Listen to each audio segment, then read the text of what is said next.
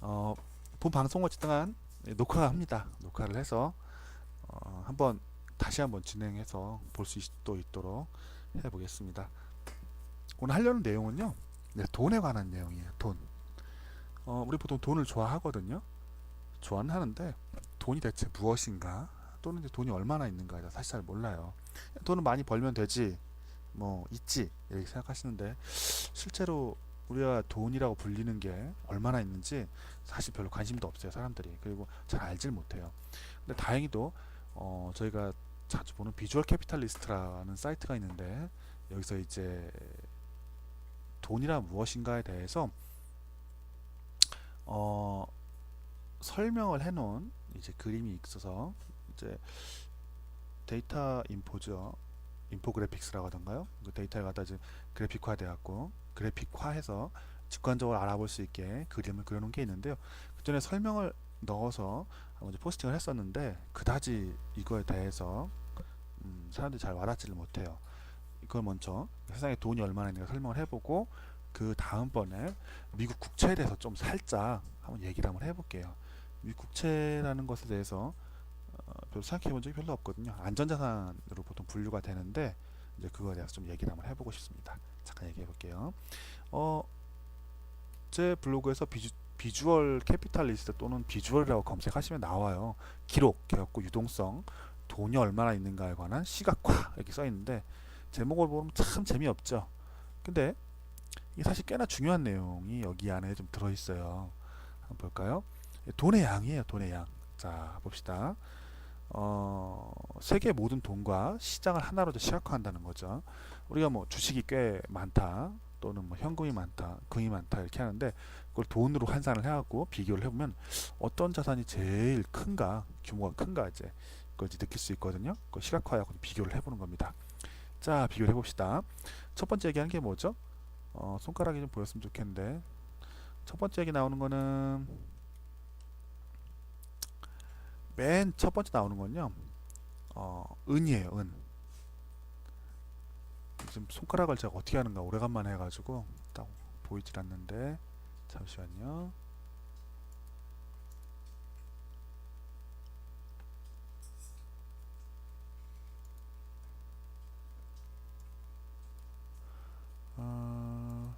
이 펜을 쓸 수가 있더라고요. 그 전에 해보면은. 근데 지금 펜이 지금 어떻게 하지? 적용을 하고 오래간만에 하니까 잘 기억이 안 나요. 자, 위에 보이시죠? 빨간색으로 지금 선 하나 그었죠?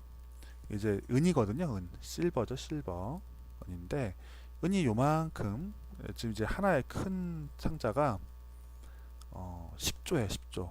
그러니까 은이 지금 10조가 안 되는 거죠.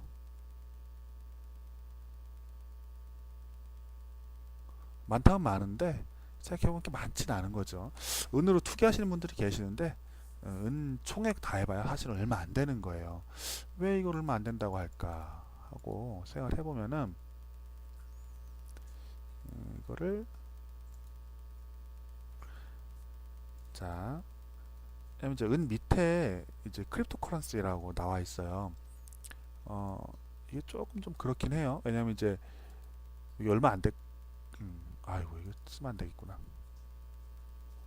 크립토 커런시라고 나오죠. 저희가 아는 그 놈의 그 가상화폐들이죠. 이거가 나올 때는 이게 좀 작았었죠. 비트코인 얘기인데 비트코인이 좀 작았었습니다. 한 뭐 10조 정도 됐겠죠. 근데 지금 이제 규모가 좀 많이 크죠. 근데 얘도 뭐 그렇다 치고 근데 조금 더 내려가 보면은 뭐가 나오죠? 그 우리가 잘 아는 회사들 이제 주식이 나와요. 그래갖고 가장 왼쪽에 있는 게 버크셔 해서웨이고요. 워렌 버핏이 들고 있다는. 그 다음에 마이크로소프트, 뭐 알파벳, 구글입니다. 그리고 이제 애플, 페이스북, 아마존이 나옵니다. 세계에서 뭐 제일 큰 회사들이죠.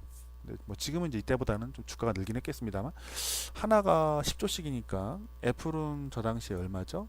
네모가 8개니까 한 80조쯤 되는 거죠. 적지 않은 주가입니다.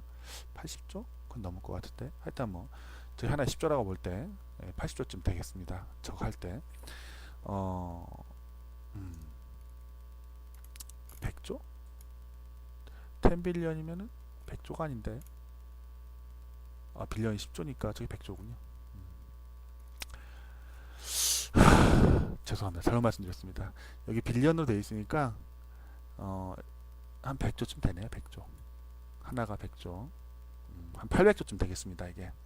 어쨌든 한 요 정도 규모라는 거니까 직관적으로만 봐주시면 돼요. 금액이 중요하지는 않아요. 근데 좀 더 내려가서 보면은 이 세상에 제일 돈 많은 사람들의 재산이 나옵니다. 뭐 대충 아시죠? 저 위에 있는 분들, 그러니까 저 위에 비싼 회사들의 주인들이죠. 그 사람들 재산을 쭉 모아보면은 한 요쯤 된답니다. 50명 정도 재산을 모아놓으면은 요 블럭 크기만큼 돈이 된대요. 그러니까 그 뭐랄까 직관적으로 규모가 이 정도 되는구나, 이제 그 정도만 알아주셨으면 좋겠습니다. 그러니까 부자들이 참 많은 돈을 갖고 있는 거죠. 세계에서 제일 큰 회사를 많이 소유하고 있으니까. 버핏이나 뭐 버핏은 잘 알죠. 워렌 버핏은 버크셔 회사의 회장이고, 베조프는 아마존이라는 회사의 회장이고, 빌 게이츠는 더 유명하죠. 마이크로소프트 회장으로. 이제 그분들도 저렇게 돈을 이제 한 덩어리씩 들고 있습니다. 뭐 꽤나 많이 갖고 있죠. 부럽죠. 그렇지만 캘리포니아 GDP는 그 50명 돈 다 합친 것보다 더 많답니다. 캘리포니아 주죠. 미국 캘리포니아 주인데, 미국 캘리포니아 주가 하나의 국가로 치면은 세계에서 8번째로 큰 국가가 그렇습니다. 국가로만 본다면 GDP 자체가. 뭐 그 안에 실리콘밸리가 있으니까 큰 게 정상이겠죠. 인구도 꽤 많고 땅도 넓고 사실 저 기름도 나요. 그러니까 얼마나 부자겠습니까? 되게 큰 나라죠. 규모가 꽤 크다고 볼 수 있습니다. 근데 그 밑에 보면 약간 우리에게 좀 마음을 좀 무겁게 해주는 내용이 있습니다. 뭐냐면 이제 연방 그 패드스 밸런스 시트라고 나오거든요. 써있기로는 패드가 이제 미국 연방이겠죠. 미 연준이라고 보시는 게 맞는데, 미 연준의 이제 그 대체자료표를 얘기하는 거예요. 지금 양적 완화를 오래 해가지고 연준 대체자료표가 되게 확장돼 있다고 얘기를 하죠. 국채하고 뭐 이런 것들 많이 사가지고 엄청 많이 돈을 많이 이제 채권을 들고 있다 하는데, 그게 한 3조 5천억 달러 정도 된다고 합니다. 어마어마한 돈이죠. 그 돈 있으면은 우리 뭐라 할 수 있을까요? 하여튼 4조 5천, 3조 5천 뭐 한 그 정도 돈이 됩니다. 되게 큰 돈이죠. 근데 좀 더 내려가면은 커런시가 나옵니다. 커런시. 현금이죠, 현금. 현금 이제 얼마나 들고 있을까? 이제 그 얘기예요. 근데 녹색이죠. 보면은 뭐 이제 그림이 이제 나옵니다. 가장 왼쪽에 있는 거는 중국이에요. 중국이 얼마큼 현금 갖고 있는가? 그리고 그 왼쪽에 두 번째 게 유로존이죠. 유럽이 얼마나 갖고 있는가? 그리고 중간에 게 나머지 세상. 그리고 중간에서 오른쪽으로 하나 있는 게 미국이 나오죠. USA라고. 그리고 저펜, 일본이 나옵니다. 그러니까 가끔 저희 수업할 때 좀 말씀드리죠. 세상에 심장이 몇 개 있다 막 이러면서 돈 제일 많이 갖고 있는 나라가 중국 같잖아요. 중국이 아니에요. 나라로 치면은, 나라로 좀 보긴 그런데 유로존 나라는 아니죠. 사실 유럽연합이죠. 유럽연합이 사실 돈이 제일 많아요. 그 다음에 미국, 뭐 유럽연합은 한두 나라가 아니니까요. 영국이 좀 빠져나가갖고 저희 맞는지 모르겠네요. 그리고 뭐 일본보다 중국이 좀 큰 건 좀 놀랍긴 하네요. 뭐 3위로 밀렸다는 얘기가 원래 있긴 하죠. 어쨌든 이런 식으로 이제 돈을 갖고 있다고 합니다. 근데 저것보다 금이 조금 더 규모가 커요. 꽤 많죠.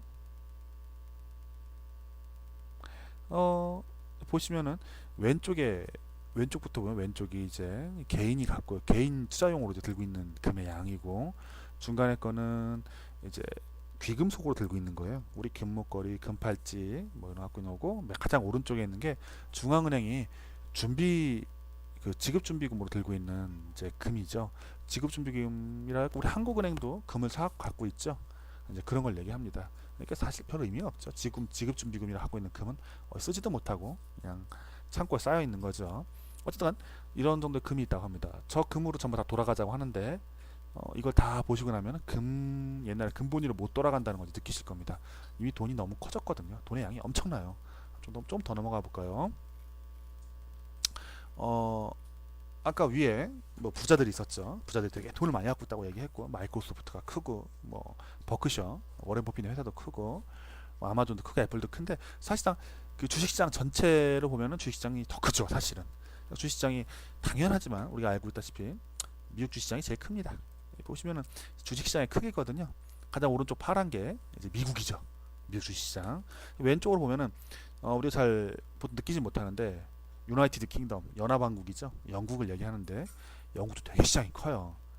영국이 원래 세상을 지배하던 나라가 원래 영국이었죠. 미국 전에. 그러니까 영국이 거대한 주식시장을 갖고 있고요. 뭐 미국은 당연히 크고 일본 주식시장은 뭐 몇 번에 몇 토막 났네, 뭐 망했네, 뭐네 하지만 소용없습니다. 그래도 거대합니다. 지금도. 옛날엔 더 거대했다는 얘기죠. 그래도 미국보단 작았다는 얘기고. 그리고 그 밑에 놀랍게도 중국이 있습니다. 저렇게 커요. 뭐 쟤네는 근데 거품이 하도 심해갖고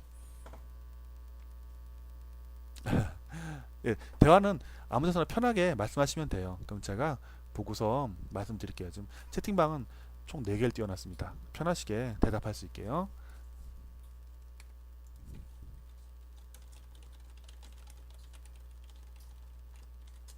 자, 봅시다. 중국이 있고 아까 말했잖아요. 유럽연합이 좀 돈이 좀 많다고 했죠. 예, 그리고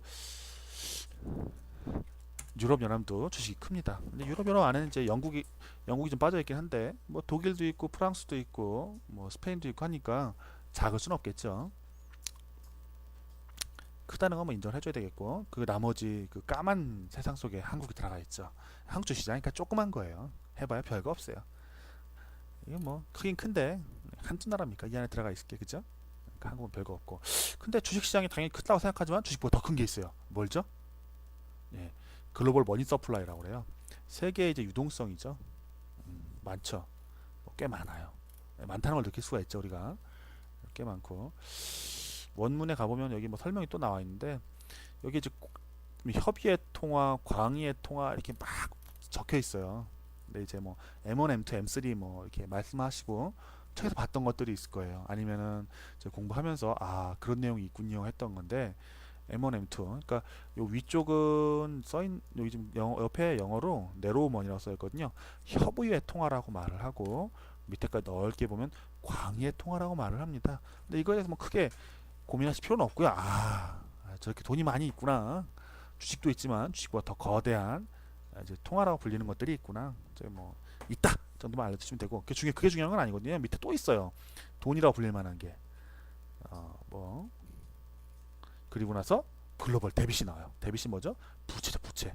돈을 많이 빌린 거예요. 뭐 우리 그거 알죠? 미국 그 정부가 돈을 많이 빌렸다. 뭐 이런 식으로 해갖고 어우 끝도 없이 나오죠. 멋져요. 엄청 많죠. 그 위에 아주 까만 건 뭐냐면요. 선진국의 빚이에요. 원래 가난뱅이한테 돈을 안 빌려주는 게 정상이죠. 잘 안 빌려주죠. 뭘 믿고 빌려줘요? 안 빌려주죠. 부자한테 빌려준단 말이에요. 세상에 제일 부자가 누구죠? 미국이죠. 미국 빚을 많이 지고 그 다음으로 빚이 많은 나라가 그 다음으로 부자가 아마 일본이겠죠. 미국, 일본, 영국 또는 이제 유럽 연합 같은 데죠. 그래서 우리 믿을 만한 사람한테 돈을 빌려주죠.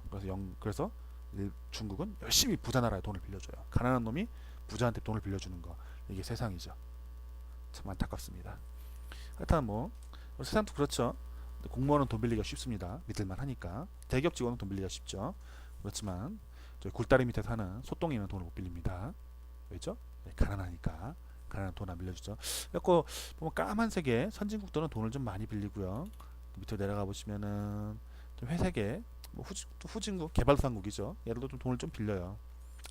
그렇긴 한데 선진국이 많습니다. 하여튼 중요한 거는 이제 부채가 뭐 끝도 없이 나오는 것처럼 엄청나게 많다는 거. 미국도 돈을 빌리고 일본도 돈을 빌리니까. 근데 이게 끝이 아니에요. 이것보다 더 큰 게 뭐가 있을까요? 우리가 사랑하는 거 있죠. 우리 사랑하는 게 뭐죠? 우리가 사랑하는 건 부동산이죠. 부동산이 더 큽니다. 그래서 두 개로 나눠져 있죠. 나눠놨는데 일단은 왼쪽에 거는 커머셜 리얼 이스테이트라고 그래요. 이거 상업용 건물을 얘기하죠. 우리 강남역 가면 거기 삼성 그룹에서 지어놓은 거대한 빌딩들이 있죠. 이제 이런 것들을 얘기합니다. 호텔 아니면은 뭐 그런 오피스텔도 거기 들어가겠죠. 카지노 같은 것들도 있을 수 있겠고 아니면 물류창고 이런 거 들어가겠죠. 오른쪽은 아그리컬처럴 리얼 에스테이트라고 나와 있는데 뭐 농지죠, 농지. 뭐 농지하고 이제 커머셜 그 상업용 건물하고 비슷비슷한 규모로 존재합니다. 사실 농지가 많을 수밖에 없겠죠. 브라질 같은데 허벌판인데 우리도 보면 서울이나 뭐 이렇게 도시 지역 좀 지나가면 다 농지인데 농지 가격은 싸도 워낙 거대하기 때문에 규모로 합치면 좀 클 것이다 라고 보는 겁니다. 그리고 밑에 뭐가 있죠? 밑에 우리가 정말 사랑하는 부동산이라 불리는 집이 있습니다. 오, 끝도 없이 내려가요. 오, 엄청나죠? 그러니까 그만큼 이제 뭐랄까 주택에 대한 이제 규모가 큰 거죠. 피게티 교수님이 계시죠? 아, 그 피게티가 피게티가 이제 그런 말씀하셨죠. 피게티 거 잠깐 볼까요? 피게티 내용을 좀 봐야 돼요. 피게티 어, 피게티 교수님 것 중에 요게 좀 볼만한데 요거 좀 잠깐 볼까요? 21세기 자본에 보면은 이런 내용이나 이런 그림이 나와요. 자, 이 그림 좀 기억나실까요? 이 그림 가끔 제가 글을 쓰는데 에이, 아무도 답이 없어갖고 그냥 하겠습니다. 예, 보시면은 자본이죠. 이제 캐피털 인 브리튼에 갖고 영국의 자본의 변화를 얘기를 해요. 그래갖고 1700년부터 2010년까지 에 관해서 피게티 교수가 조사해갖고 이제 얘기를 하는 건데 까만 건 뭐냐면요, 에그리컬처럴 랜드예요. 가장 밑 바닥에 있는 거 뭐죠? 농지요, 농지. 옛날에는 이제 농사를 지어갖고 많이 이제 돈을 벌었죠. 그러니까 농지에 이제 농지가 되게 비싸다는 얘기예요. 전체 자본에. 근데 이제 중간에 있는 건 뭐죠? 중간에 하우징이라고 써 있죠. 회색으로 까만 거 바로 위에 주택이죠. 보면 이제 비중이 되게 커지는 걸 알 수 있어요. 우리가 주식을 좋아하나요? 네, 부동산을 많이 좋아하시죠? 주식도 좋아하고 저게 이제 주택 가격이 올라온 걸 저렇게 보여주는 거예요. 옛날엔 그렇게까지 안 비쌌겠죠? 네, 안 비쌌습니다. 그러다가 이제 근래에 이제 많이 비싸졌다는 걸 보여주고요. 그 외에는 아덜 도메스틱 캐피털이라고 써 있거든요. 사실 저것도 대부분이 뭘까요? 우리 아까 봤죠? 우리 지금 보고 있는 걸 기억해 주셔야 돼요. 뭐죠? 앞에 주식도 봤죠? 주식 규모 얼마 안 돼요. 대부분 다 상업용 건물일 가능성이 높아요. 주식도 일부 있겠지만 대부분은 다. 그러니까 대부분의 자산이라는 거, 자본이라는 건 대부분 부동산일 가능성이 되게 높아요. 어쨌든 이제 조금만 더 봅시다. 아까 이거 보고서 보시면 그 위에 넷 포린 캐피털이라고 나와 있어요. 옛날에 영국이 해외에다 엄청 많이 투자를 했었거든요. 그러니까 해외 자산이 저만큼 많이 있었다는 얘기고 지금 별로 없죠. 영국이 한때 잘 나가다는 얘기죠. 2차 세계전 이전까지 잘 나가다는 얘기고 잘 나갈 때 해외 엄청나게 돈을 많이 빌렸다는 그런 얘기가 되겠습니다. 하나 중요한 거는 부동산이 주택만 있는 건 아니고 상업용 건물도 있다는 거, 그리고 농지도 있었다는 거, 그것이 아마도 대부분 다 이제 자산의 근간일 것이다라는 거 좀 말씀드리고 싶습니다. 자, 이걸로 끝났으면 좋겠는데 밑에 뒤에 뭐가 더 있어요. 부채가 뭔가 더 있다는 얘기죠. 아, 부채 아니라 돈이라고 불릴 만한 게 뭐가 더 있다는 얘기예요. 비싼 게. 자, 그 뒤에 뭐가 있죠? 아, 뭔지 몰라도 끈겨 있어요. 뭐라고 써 있죠? 뭐 DRI, VATI, VES. 데리베이티브스 이렇게 읽어야 되겠죠? 저게 뭘까요? 예, 저거는 파생 상품입니다. 저렇게만 그려놨는데 사실은 저게 다가 아니에요. 진짜 한번 페이지를 한번 봅시다. 원페이지 가서 한번 볼까요? 얼마나 되는 건지 규모를 한번 봐야 돼요. 이게 느낌 때문에 그래요. 이걸 보는 이유는 딱 느낌이에요. 다시 처음부터 한번 잘 보세요. 은이에요. 은. 제일 작은 은. 은에서 시작을 한번 해볼게요. 은, 그 다음에 가상화폐, 큰 회사들의 주식, 점점 커지죠. 규모가. 그리고 50명이 갖고 있는 재산, 그리고 나면은 캘리포니아의 GDP 점점 커지죠. 미국 연방준비제도 이사회의 대차 대조표, 그리고 나서 현금, 국가별로 다 갖고 있는 현금, 국가별로 다 갖고 있는 금, 그리고 전 세계 모든 주식시장 다 합친 거, 그리고 나서 글로벌 머니 서플라이죠. 협의회 통화, 광의회 통화, 그리고 나서 밑으로 내려가 보면 글로벌 데빗이 나옵니다. 전 세계 빚을 얼마나 많이 지고 있는가. 그러니까 부채가 되게 중요하다는 얘기가 그거죠. 어마어마하게 시장이 크거든요. 근데 이것도 별거 아니더라. 왜? 뒤에 더 거대한 부동산 시장이 있더라. 부동산 시장이 무너지면 어떻게 돼요? 주식 시장하고 비교하면 어때요? 예, 부동산이 훨씬 무섭죠. 까만 거 봐봐요. 이거. 까만 거 얼마나 넓은가. 이거랑 주식시장이랑 비교 한번 해보세요. 별거 아니죠? 주식보다 부동산이 훨씬 넓어요. 자, 더 가봅시다. 근데 뒤에 진짜 권위가 있어. 진짜 권위 뭐죠? 잠깐만 잠깐. 파생 상품입니다. 느낌이 좀 오셔야 돼요. 느낌 뭐죠? 여기 시작이 됐어요. 그리고 까만 게 한참 내려가요. 한참. 그리고 또 밑에 또 있어. 더 내려가요. 끝도 없이 내려가네. 네, 끝이 없어요. 뭐죠? 이게 파생이에요. 서프라임일 때 왜 망했죠? 주식이 망해서 주식이 떨어져서 망했나요? 아니 부동산이 무너져서 망했을까요? 아니에요. 그걸로 안 망했어요. 진짜 망한 이유는 뭐죠? 왜 터졌죠 세상이? 되게 큰 놈이 무너졌거든요. 파생. 시장이 무너지면서 파생 시장이 확 다 뒤집어졌어요. 진짜 무서웠던 건 MMF 시장하고 RP 시장이 무너졌거든요. 하여튼 파생 쪽이 그쪽에 물려 있었어요. 그거 외에 뭐 우리가 알고 있던 것도 있잖아요. 뭐 이렇게 CDO라던가 CDS라던가 영문자로 나오는 이상한 것들. 대체 뭐가 얼마나 되는지 사실 아무도 몰라요. 이 규모를. 그래서 진짜 무서운 건 이제 이쪽이죠. 규모가 얼마인지도 모르고 너무도 거대하고 어디에 들어가는지 사실 잘 몰라요. 그냥 자기들끼리만 계약을 쳐놨거든요. 공개도 안 돼요. 터지면은 그냥 터지는 건데 왜 터지는지도 알 수가 없어요. 파생에 뭐가 있을까? 파생에 뭐 여러 가지가 있죠. 근데 파생을 너무 어렵게 볼 필요도 없어요. 이것도 파생으로 볼 수 있을 것 같아요. 뭐냐면요. 증권에 들어가 보면은 부동산보다 파생이 더 많단 말이야? 이렇게 말할 수 있는데 국내 증시에 들어가 보시면은 ETF가 있어요. 이게 주식인가요? 주식 아니에요. 이거 다 파생입니다. 이것도 엄청 많죠.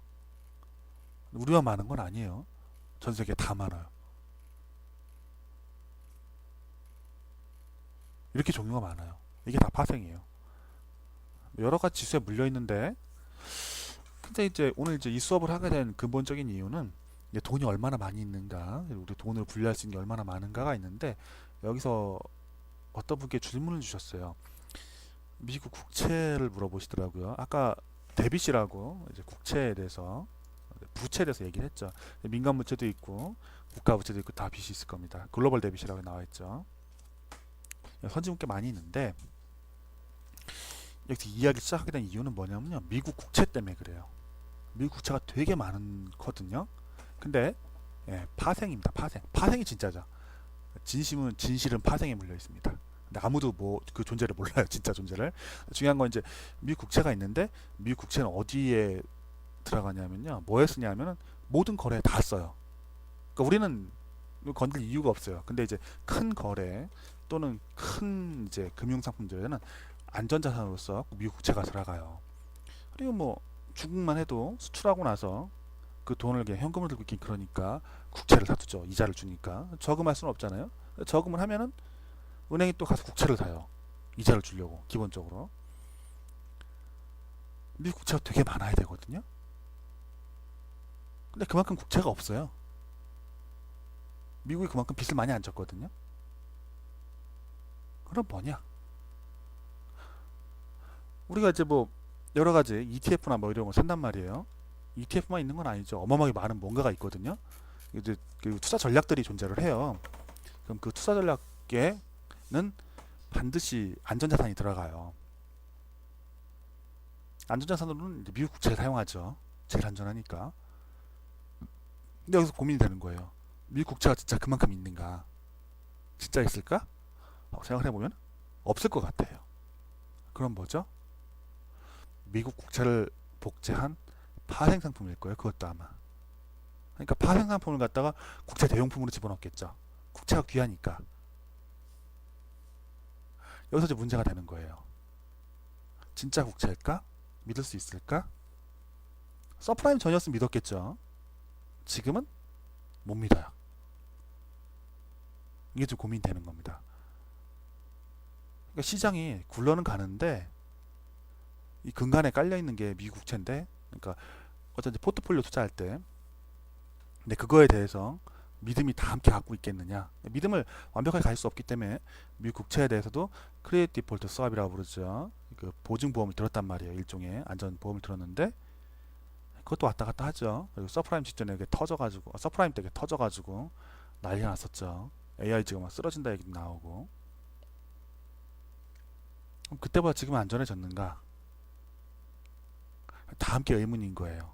저 파생이 줄어들긴 했거든요, 확실히. 근데 없어진 건 아니고 진짜 다 파악은 하고 있느냐? 아무도 모르죠. 이제 그런 말들을 하잖아요. 세상에 제일 큰 버블은 미국채라고, 국채 버블이 껴 있다고. 이게 뭐 금리가 낮아서 그런 것도 있을 수 있는데 문제는 이제 그것보다는 제가 생각이 그렇습니다. 국채가 어디에나 다 들어가 있거든요. 진짜 그 포트폴리오 짤 때. 근데 그 국채가 없을 것이 거의 확실해요. 이제 나그네 만사님 있으시지 않겠습니까? 항상 같이 공부하는 만사님께서 그런 말씀하시죠. 국채 없어요. 그러면서 저한테 다 가짜 가짜.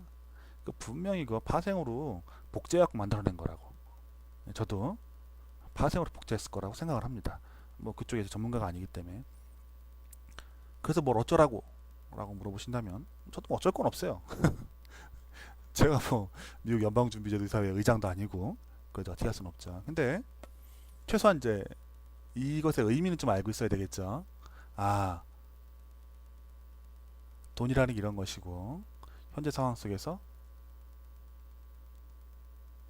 파생이라는 것이 파생 외에 모든 것을 합친 만큼의 덩어리가 있더라. 그래서 만약에 걔가 한 1%라도 준다면 또는 2%라도 준다면은 세상이 또 어떻게 될까? 지금 내리는 거예요. 내려보면 어떻게 돼요? 파생의 규모, 파생이거든요. 여기가 이게 내려가 보면은 예, 끝도 없이 내려갑니다. 끝도 없이.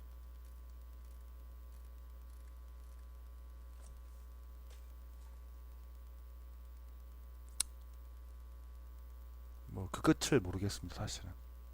그냥 우울한 얘기 하자는 건 아니고요. 저게 우리한테 되게 많이 좋은 점이 있어요.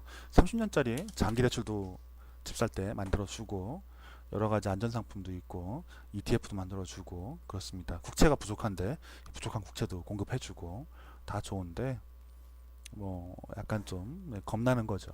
저게 진짜로 터지면 어떻게 되지? 이러면서 예, 그 부분이 있겠습니다. 예, 긴 시간 들어줘서 감사합니다. 오늘 저 원래 하려고 했던 건 요 내용이고요. 다시 한번 내용을 한번 정리해 보겠습니다. 내용은 이렇습니다. 우리 뭐 금이나 은이 되게 많고 비쌀 거라고 생각을 하는데 생각보다 이제 많이 비싸진 않습니다. 많이 크지도 않고 그 시장이 보면은 뭐 세계 부자들도 되게 부자인 것 같은데 뭐 국가가 갖고 있는 뭐 주식 시장이라던가 부동산 시장에 비하면 되게 작고 부채에 비해서 작습니다. 진짜로 뭐 거대한 거는 이제 파생 시장이고 파생 시장은 대부분 이제 금융권끼리 내부 거래로 이제 하고 있어요. 우리랑 아무 상관이 없이 돌아가요. 그렇지만 규모가 거대하기 때문에 그쪽에서 뭔가 일이 생기면은 실물 시장에도 영향을 안 줄 수가 없어요. 지금까지 안 보이게 커졌는데 크게 한번 터져서 영향을 줬던 게 서프라임 모기지 때였던 것 같습니다. 그래서 향후에 뭐 시장에 변고가 생겼을 때 저쪽에 별일이 없기를 이제 뭐 기대를 해봅니다. 근데 변고가 생기면은 뭐 어떤 일이 일어날지 흥미진진합니다. 예, 늦은 시간까지 들어줘서 감사합니다. 일단 여기서 이 방송을 한번 중단을 해보고 또 방송을 할지 한번 고민을 해보겠습니다.